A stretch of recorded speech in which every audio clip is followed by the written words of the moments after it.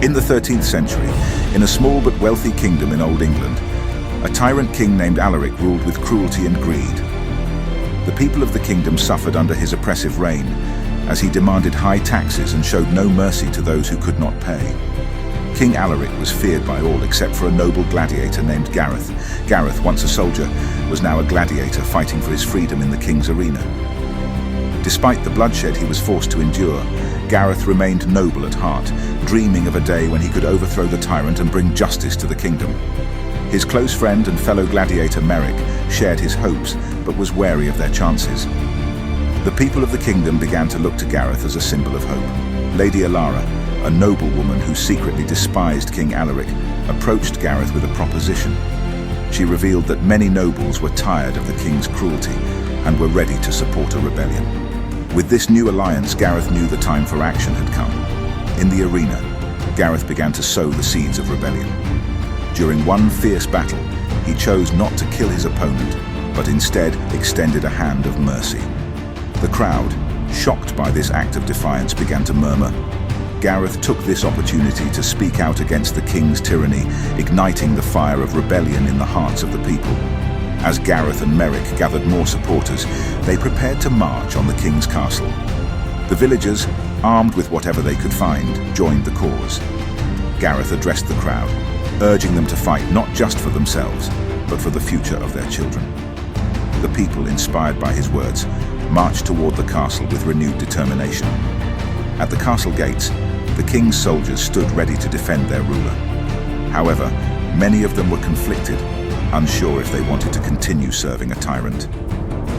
Sir Edmund, the king's loyal knight, stepped forward and called out to Gareth, urging him to turn back. Gareth, undeterred, challenged Sir Edmund to choose between serving a dishonorable king or fighting for freedom. After a moment of hesitation, Sir Edmund lowered his sword and joined the rebels.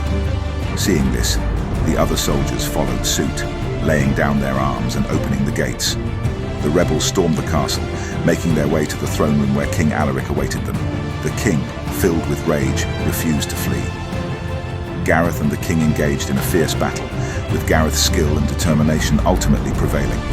As Gareth disarmed the king and held a sword to his throat, Alaric sneered and dared Gareth to kill him. But Gareth, choosing justice over vengeance, refused to strike the final blow. Instead, he declared that the king would face justice at the hands of the people he had wronged. The rebels seized King Alaric, dragging him from his throne as the people cheered. Lady Alara, watching from the sidelines, placed a hand on Gareth's shoulder, acknowledging his victory. But Gareth knew this was only the beginning. The kingdom, free from tyranny, now needed to rebuild itself. In the aftermath, Gareth walked through the village square, where the once oppressed villagers now worked freely and happily. Merrick and Sir Edmund were by his side, while Lady Alara looked on with pride. When Merrick suggested that Gareth should take the throne, Gareth shook his head. He had never sought power for himself. His goal had always been the freedom of the people. Gareth raised his hand in a gesture of unity, and the people cheered.